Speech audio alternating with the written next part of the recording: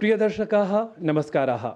अद्य अस्मत्समक्षं राजते कश्चन विशिष्टः युवा विद्वान्, यः व्याकरणे अपि तथैव प्रवीणः, साहित्ये अपि वस्तुतः असौ विद्वद्वरेण्यत्वं भजते। साम्प्रतं वयं वार्तां कुर्मः तावत् डॉक्टर प्रियव्रत मिश्रेण सह। नमो नमः, स्वागतं च। नमो नमः, नमो नमः। मम प्रथमः प्रश्नः, भवदीयः प्रकल्पविशेषः नाम मन्ये वैयाकरणानां प्रकल्पविशेषः साधुशब्दविशेषं प्रयुञ्ज्महे इति तत्र कश्चन तत्र प्रकल्पः भवत्कः, किमत्र वैशिष्ट्यं? साधुशब्दं प्रयुञ्ज्महे इति कश्चन ग्रन्थः तत्र अस्माकं भाषायां भाषाप्रवाहे अनवधानजन्यदोषाः क्वचित् प्रान्तीयभाषाकारणतः वासनया च दोषाः सम्भवन्ति। यथा महानता इति शब्दः बहुधा प्रयुज्यते। वस्तुतः महानता इति संस्कृते स शब्दः असाधुरेव, यतोहि मूलं तु महत् इति शब्दः, तत्र भावार्थकः तल्प्रत्यये कृते महत्ता इति स्यात्, महानता इति न स्यात्। एवम् एतादृश भूरिशः प्रयोगाः तत्र प्रान्तीयभाषावासनया भवतु, कदाचित् अनवधानजन्यदोषाः अपि भवन्ति। अतः मम अध्ययनकालतः एव यदा यदा यतोहि अहं दक्षिणदेशे अधीतवान्, अतः सर्वदा तत्र संस्कृतेनैव व्यवहारः भवति स्म, परन्तु तत्रापि कन्नड भाषायाः दुष्टाः प्रयोगाः दृश्यन्ते स्म, कदाचित् आन्ध्रभाषाप्रभावात् दोषाः जायन्ते स्म। अतः एतत् सर्वं मम मनसि तदानीमेव आसीत् छात्रदशायाम्। अतः तत् मनसि कदाचित् आसीत्। इदानीम् एतादृशः सन्दर्भः इतः पूर्वमपि दुर्घटवृत्तिः, शरणदेवस्य दुर्घटवृत्तिः अस्ति।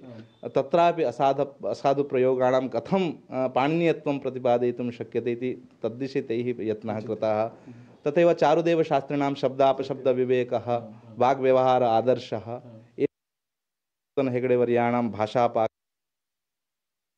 ग्रन्थाः सन्ति एव, परन्तु इतोपि तादृशाः ग्रन्थाः अपेक्षन्ते, यतोहि अस्माकं व्यवहारे अनवधानवशात् बहवः दोषाः जायन्ते। अतः केचन शब्दाः मम दृष्टौ ये शब्दाः आगताः, तादृशानां शब्दानां सङ्कलनं कृत्वा तत्र पाणिनीयत्वं कथं स्यात् इति ससूत्रं सोदाहरणं काव्येषु कथम् उदाहरणम् अस्ति इति कश्चन प्रयत्नः मया व्यधायि ग्रन्थरूपताम् इदानीं स प्रयत्नः जातः। बहु सम्यक्। वस्तुतः साम्प्रतिके नाम संस्कृतभाषायां सरलकठिनयुग्मं भवति, अथ तत्र लोकप्रयोगशास्त्रप्रयोगयुग्मं भवति। तत्र उभयत्र वैशिष्ट्यमस्ति, तथापि क्वचित् एवं प्रसक्तिः भवति यत् सरलसंस्कृतमेव प्रयुक्तव्यं, क्वचित् न एतत् क्लिष्टसंस्कृतमस्ति, अथवा एतत् शास्त्रप्रयोगः अस्ति, नाम एषः तत्र व्यवहारप्रयोगः अस्ति। तर्हि नाम युग्मानाम् ईदृशानां कथमिव अन्वितिः स्यात् येन संस्कृतस्वरूपं संरक्षितं स्यात्, अतः नाम येपि पृथक् पृथक् युग्मे नाम सन्ति तेपि नाम सन्तुष्टाः स्युः। वस्तुतः भाषा कापि कठिना न भवति। भाषा व्यवहारेणैव भाषा, यतोहि अस्माकं मातृभाषा अपि यदा बाल्यदशायाम् अस्माभिः सा भाषा अभ्यस्ता, आद्यदशायां सा भाषा सरला इति वक्तुं न शक्यते। इदानीं यतोहि बहु अभ्यस्ताः वयम्, अतः सा भाषा सरला इति भाति। तथैव संस्कृतस्य स्थितिः अपि तथैव। आद्यदशायां यदा वयं संस्कृतस्य अभ्यासं कुर्मः, तदानीं तु सरला भाषा भवेदेव, यतोहि यथा अस्माकं प्रान्तीयभाषा मातृभाषा भवति तथा संस्कृतभाषा भवति इति वक्तुं न शक्यते। क्वचित् परिवर्तनानि दृश्यन्ते एव, यतोहि प्रकृतिप्रत्यात्मिका इयं भाषा, अतः क्वचित् परिवर्तनं तु दृश्यते एव। तथापि आद्यदशायां व्यवहारकाले यद्यपि भाषा सरला स्यात्, तथापि क्रमेण यदा वयम् अग्रे सरामः, तत्र किञ्चित् यदि प्रयोगपुरस्सरम् अस्माकं भाषा यदि स्यात्, तदा काव्यानां पठने, अध्ययने, अध्यापने, नाटकानाम् अध्ययने, अध्यापने अस्माकं बोधोऽपि स्यात्, बोधयितुमपि शक्नुमः वयं। न केवलं सरला भाषा यदि केवलं तस्याः एव अभ्यासश्चेत्, कदाचित् काव्य अध्ययने, नाटकादीनाम् अध्ययने कदाचित् काठिन्यम् अनुभूयेत। तस्मात् भाषा यद्यपि आद्यदशायां सरला स्यात्, तत्र अस्माकं विप्रतिपत्तिः नास्ति, तथापि कालक्रमेण तु यतोहि इदानीं 200 धातवः सन्ति, बहुविधाः प्रत्ययाः तत्र उपदिष्टाः सन्ति, तर्हि तेषां प्रत्ययानां तेषां धातूनां का गतिः स्यात् यदि तेषां प्रयोगः न स्यात्। तस्मात् आद्यदशायां भवतु नाम सरला भाषा, परन्तु कालक्रमेण वयं पुनः यत् गभीरं तत्त्वं भाषायाः अस्याः वर्तते तद्दिशि अस्माकं प्रयत्नः नूनमेव स्यात्। तदानीमेव अस्याः भाषायाः प्रकृतं वैशिष्ट्यं वयं ज्ञातुं शक्नुमः। केवलं गच्छामि पठामि इति कथनेन तावता इयं भाषा नायाति, इतोपि वैशिष्ट्यं किमस्ति इति तद्दिशि अस्माकं यत्नः भवेत्। अतः उभयथापि अस्माकं प्रयोगः स्यात्। सत्यं, सोपानारोहणं स्यात्, सक्रमं। तर्हि अग्रिमः प्रश्नः मम एतेनैव सम्बद्धः यत् तत्र प्रधानमन्त्री नरेन्द्रमोदी अपि विकसितभारतार्थं भाषाणां तत्र गौरवं तत्र अवगच्छति, विशेषतः संस्कृतं प्रति अपि तदीया मतिः सम्यक् अस्ति।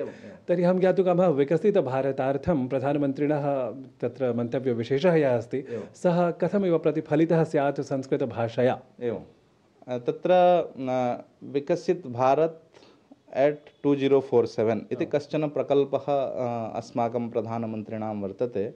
यदा अस्माकं देशः 100तमजयन्तीं परिपालयिष्यति स्वातन्त्र्योत्सवस्य, तदानीम् अस्माकं देशः कथं स्यात् आर्थिकदृष्ट्या, शैक्षिकदृष्ट्या, सांस्कृतिकदृष्ट्या सर्वतोभावेन अस्माकं देशः कथं स्यात्, तदर्थम् इदानीम् आरभ्यैव अस्माकं प्रयत्नः स्यात् इति खलु स प्रकल्पः प्रधानमन्त्रिणा।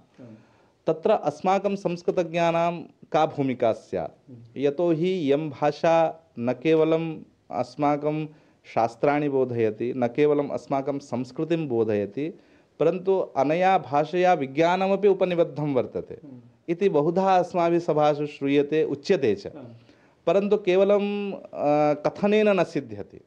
तस्मात् अस्याः अनया भाषया यद् वैज्ञानिकं तत्त्वम् उपनिबद्धं वर्तते अथर्ववेदादिषु आयुर्वेदादिषु, तादृशानि तत्त्वानि उद्धृत्य यदि आधुनिकविज्ञानेन सह आधुनिकचिकित्सापद्धत्या सह यदि सम्मेलनं कुर्मः, कारयामश्चेत्, यतोहि अयं सुवर्णः कश्चन कालः, अतः तदानीम् अस्माकं या वैज्ञानिकी भाषा इति उच्यते अस्माभिः तदानीमेव सिद्ध्यति, तदानीमेव विकसितभारते संस्कृतस्य भूमिकां वयं प्रतिपादयितुं शक्नुमः। इदानीम् IKS इत्यादिषु इण्डियन् नालेज् सिस्टम्, भारतीयज्ञानपरम्परा इत्यत्र एतादृश एव प्रकल्पाः तत्र सन्ति। अतः अयम् अस्माकं कृते सुवर्णः कालः। इदानीं यदि वयं तद्दिशि प्रयत्नं न कुर्मः तदानीं मन्ये यः भागः इदानीं अन्तर्निहितो वर्तते स भागः कदाचित् बहिर्नायात्। अतः तद्दिशि अस्माकं यत्नः स्यात्। वैज्ञानिकं तत्त्वं, आधुनिकं तत्त्वं भाषायाः अस्याः यदस्ति तद् अस्माभिः उद्धर्तव्यमस्ति। अस्तु, बहु सम्यक्। वयस्य अत्र भवदीयवचनोपन्यासेन मन्ये अस्मदीयाः येऽपि दर्शकाः ते सर्वे प्रेरिताः भवेयुः यत् कथमिव संस्कृतस्य गौरवं भवादृशः युवा तत्र वर्धयन् अस्ति इति।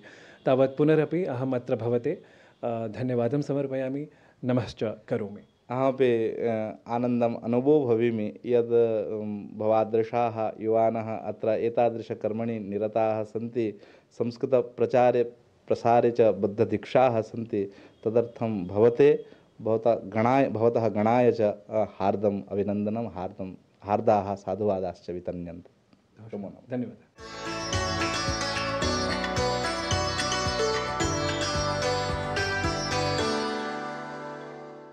शोभनः प्रेरक